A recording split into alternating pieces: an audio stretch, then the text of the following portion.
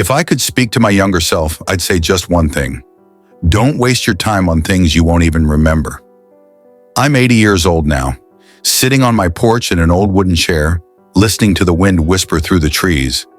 I often look up at the sky and ask, why was I so stubborn back then? I spent so much time trying to prove myself, chasing recognition, chasing status, thinking life was a race. But life isn't about who finishes first or who has the most. Life is about who you hold on to, who you make smile, who you sit beside before it's too late. I thought happiness would come with achievements. I believed peace would come once I bought a house, that I'd feel complete when I finally earned that promotion. But none of those things gave me what I really needed. True peace came from the things I used to ignore. Family dinners, quiet talks before bed, the laughter of my children when I walked through the door. I kept postponing everything. Postponing apologies, postponing calling my parents, postponing vacations with my wife, postponing I love you because I believed I had more time. But the truth is, life never tells you when something is going to be the last time. My son is grown now.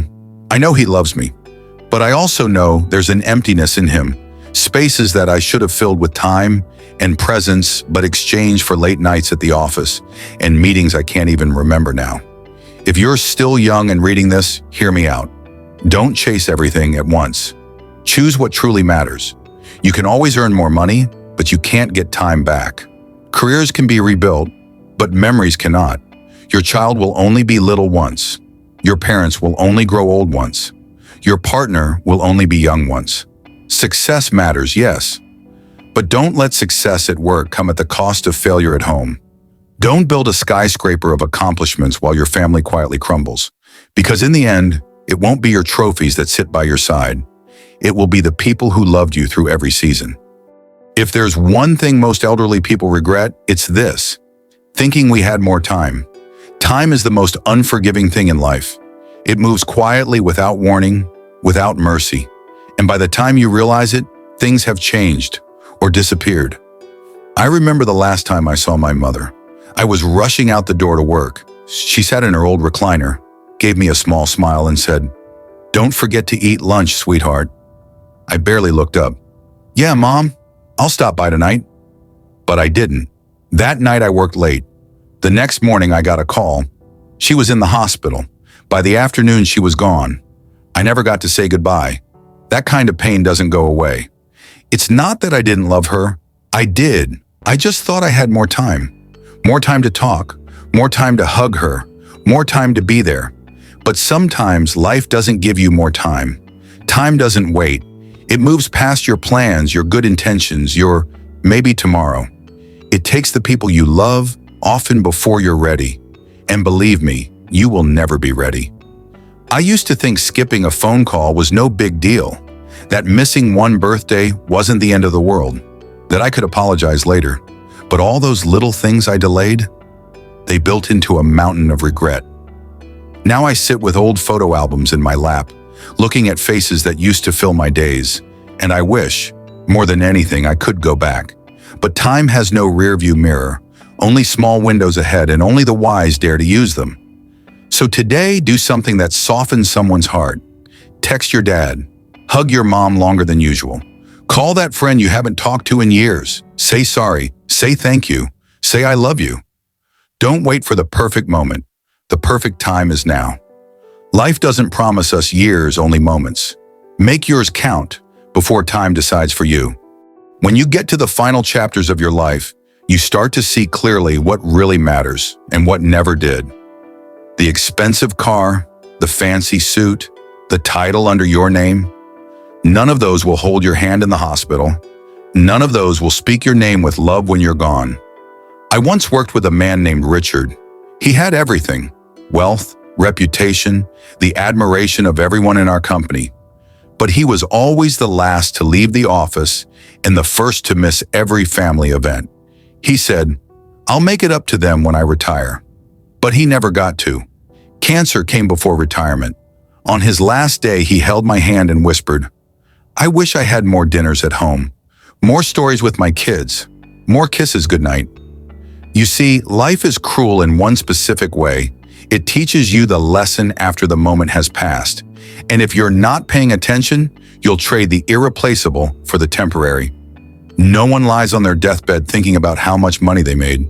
They think about the people they loved or failed to love enough, the moments they missed, the words they should have said, the time they'll never get back.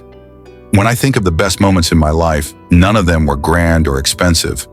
It was the day my daughter called me Daddy for the first time. The night my wife and I danced in the kitchen under the glow of the refrigerator light. The quiet Sundays with coffee and newspapers, legs tangled under a blanket.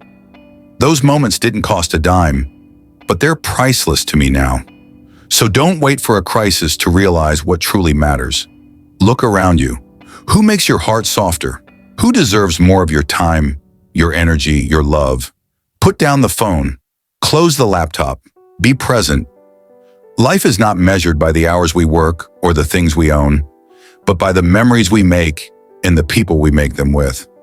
Don't get to the end and realize you built a beautiful house but forgot to make it a home. If I could go back and change just one thing, it wouldn't be the job I took or the money I lost. It would be all the times I chose pride over peace, all the times I stayed silent instead of saying, "I'm sorry." You see, apologies aren't about weakness. They're about courage. It takes strength to admit you were wrong, and even more strength to repair what was broken. I lost years with my brother David over a single argument. Neither of us wanted to be the first to break the silence. And then one day it was too late. When I got the call that he passed away in a car accident, I remember falling to my knees, not just from grief, but from the weight of all the words I never said, all the birthdays missed, all the calls I should have made. We let one disagreement steal years of love from us. And for what? My ego? My need to be right? Now in this quiet stage of my life, I've learned that relationships matter more than being correct, that love is more important than pride, that it's never too early to make things right, but it can be too late. I try to tell the younger generation, if someone means something to you, don't let your silence say otherwise. Call your father, write to your sister, apologize to your friend, even if it wasn't all your fault, even if you're afraid they won't respond. What matters is that you tried, that your heart stayed open, because at the end of the road, it's not about who was wrong or right. It's about who was brave enough to love, even when it hurt. Don't let anger turn into regret. Don't let time harden your heart. Say, "I'm sorry." Say it before it's too late. There's a kind of loneliness that sneaks up on you. Not the kind from being alone in a room, but the kind that comes from being forgotten. When you reach your later years, people stop checking in. Your phone rings less. The invitations stop coming. Birthdays are quieter. And slowly you begin to fade from the lives you once poured your heart into. I remember when my house used to be full, laughter bouncing off the walls, toys scattered across the floor, music in the background, smells of dinner from the kitchen. Now it's just me and the hum of the refrigerator. My children live in other states. My friends are mostly gone. The silence is heavy. It's not that anyone meant to hurt me. Life simply moved on, and I became part of its past instead of its present. But here's what I've learned. Connection is a two-way street, and even when it feels like no one remembers you, you can still reach out. A letter, a message, a small gesture. Sometimes the bridge to closeness has to be built by the one who feels furthest away. I started writing postcards to my grandchildren every month. At first, no one replied. Then one day I got a drawing from my youngest granddaughter, Emma, with 5 stick figures holding hands and a note that said, "We miss you, Grandpa." That drawing is still on my fridge. Loneliness can feel permanent, but it doesn't have to be. We are never too old to start again, to make a new friend, to mend old bonds, or to remind people we're still here. Sometimes they just need a little nudge to remember. So if you're feeling forgotten, don't disappear. Let the world know you're still listening, still loving, still hopeful. Someone out there is waiting for a sign, and maybe that sign is you. There are moments in life that seem small at the time but shape us forever. You don't always see them coming. Sometimes they pass quietly like a whisper, but years later you look back and realize that moment changed everything. For me, it was the night my wife Claire got sick. We were married for 42 years. That night, I saw fear in her eyes for the first time. I sat by her hospital bed, held her hand, and promised I wouldn't leave her side. She passed 2 weeks later, but in those days, I learned more about love than I had in 4 decades. We live thinking the big things, graduations, weddings, promotions, are what define us. But it's the small, quiet sacrifices, the unseen loyalty, the moments when no one's watching, that really make a life meaningful.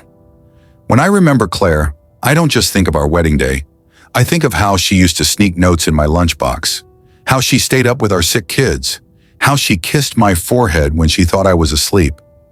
Those are the moments that mattered, so pay attention to the little things, the quiet moments, the soft glances, the "I'm proud of you" said at the right time.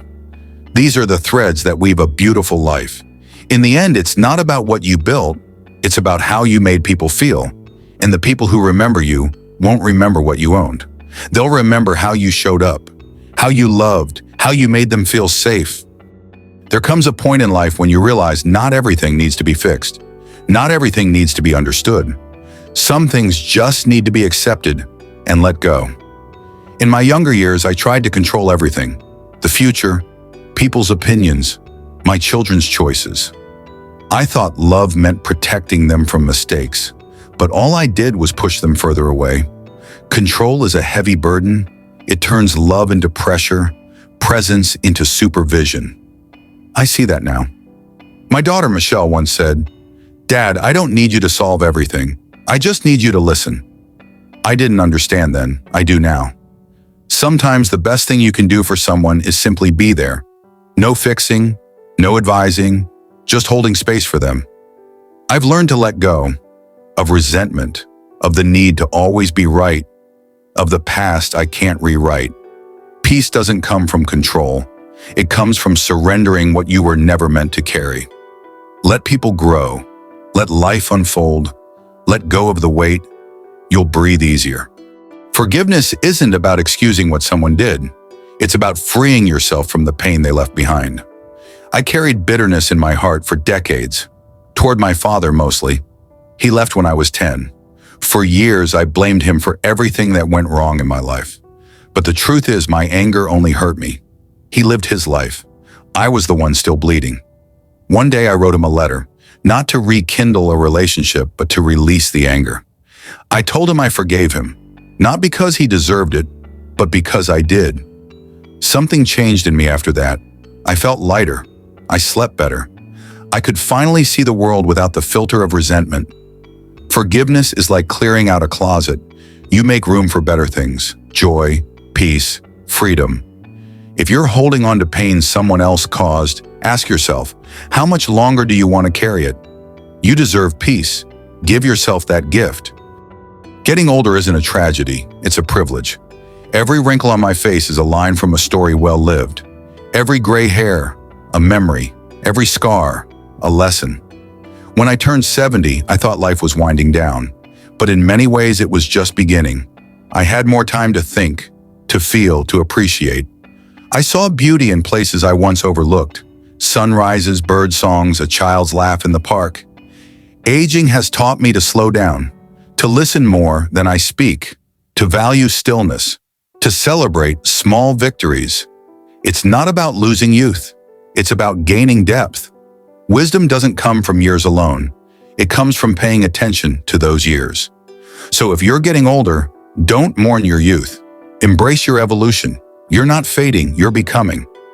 The most dangerous lie we tell ourselves is, "I'll do it tomorrow." Tomorrow is not promised. All we truly have is today.